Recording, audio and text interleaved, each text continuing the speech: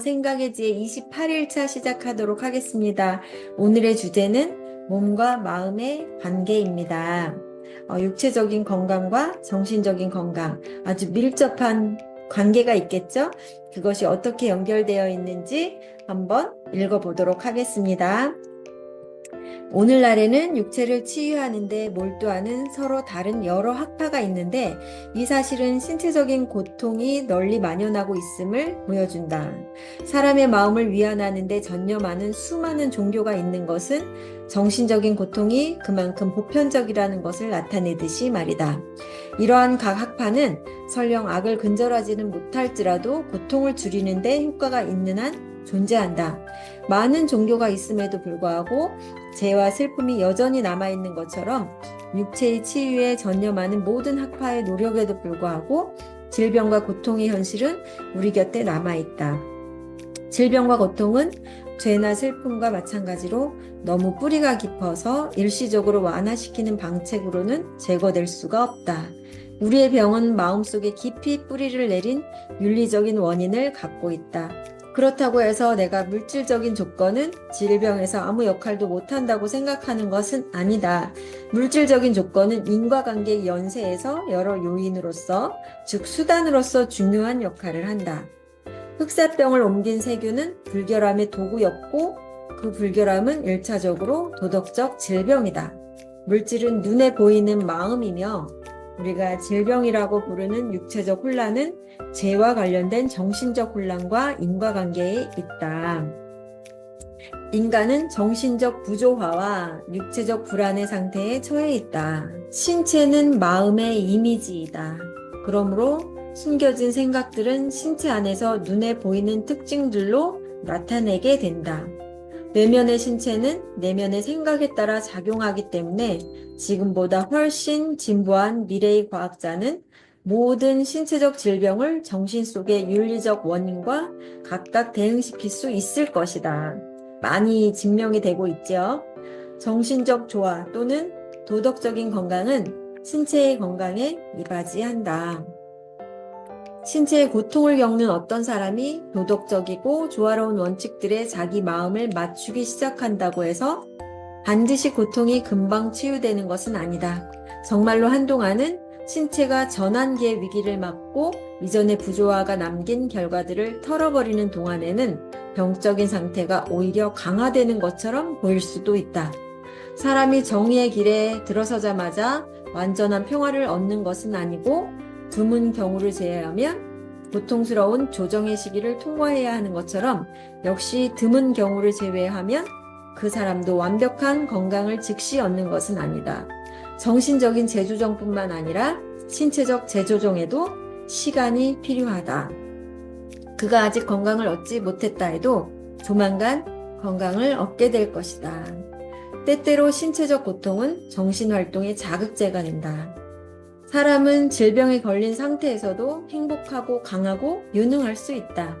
신체의 건강 없이는 유능하고 행복한 삶이 불가능하다고 건강 전문가들이 자주 말하지만 역사상 가장 위대한 업적을 이루었던 사람들, 즉 천재들, 각각의 분야에서 우수한 재능을 지녔던 사람들, 그런 사람들 중에 상당수가 신체적인 질병으로 고통을 겪었으며 이 사실을 오늘날 보여주고 있는 사람들도 꽤 있다.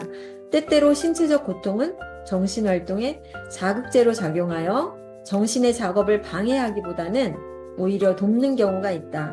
유능하고 행복한 삶을 신체의 건강에 의존하게 하는 것은 정신보다 물질을 우선하는 것이고 영혼을 육체에 종속시키는 것이다.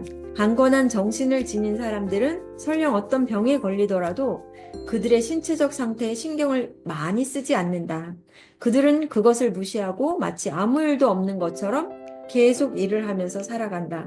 이렇게 신체를 무시하는 것은 정신을 침착하고 강하게 해줄 뿐만 아니라 신체를 치료하는 가장 좋은 수단이다.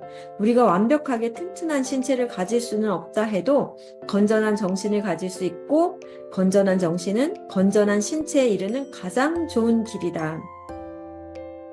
병든 정신은 병든 신체보다 더 한탄할 만한 것이며 결국 신체의 질병으로 이어진다. 정신이 병든 것은 신체가 병든 것보다 훨씬 더 불쌍한 상태이다. 환자들 중에 실제로는 아무 병도 없는 이가 있다는 것을 모든 의사들은 알고 있다. 그런 환자들은 강건하고 비이기적이고 유쾌한 마음 자세로 스스로를 고양시키기만 하면 자기 몸이 건강하고 아무 문제도 없음을 발견하게 된다. 육체적인 고통, 질병보다 정신적인 고통이 오늘날에도 큰 문제가 되고 있죠.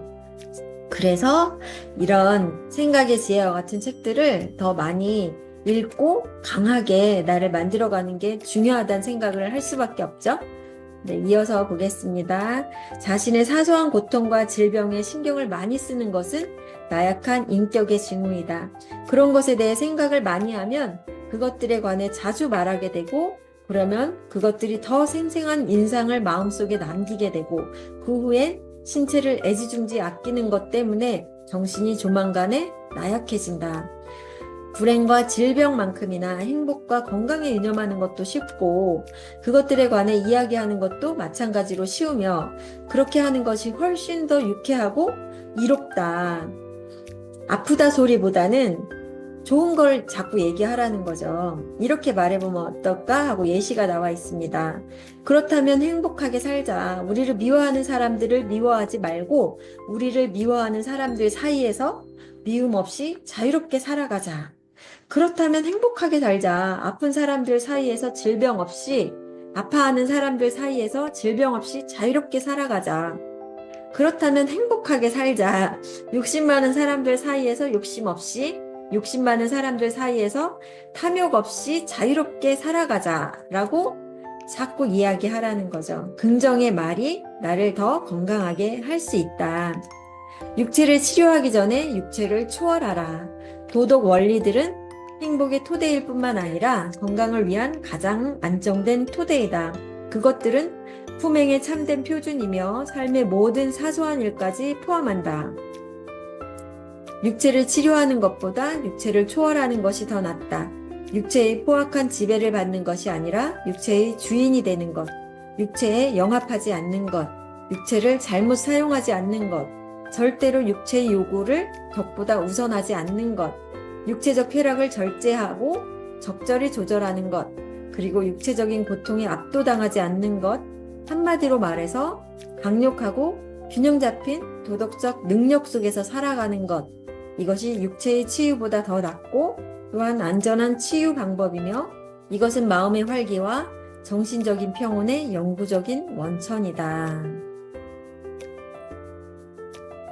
오늘 몸과 마음의 관계 여기까지입니다. 육체적인 건강 굉장히 중요하게 생각되는 요즘인데요. 많은 분들이 아프다고 하니까 그 근본이 정신적인 건강에서부터 시작이 된다라는 부분, 자연에서 얻어지는 주변에 널리 있는 좋은 영양소들로 너무 신경 쓰지 않고 자연스럽게 건강을 지켜갈 수 있다라는 부분에서 많은 도움이 되는 것 같습니다. 오늘도 건강하시고 행복하시고 화이팅 하세요. 화이팅!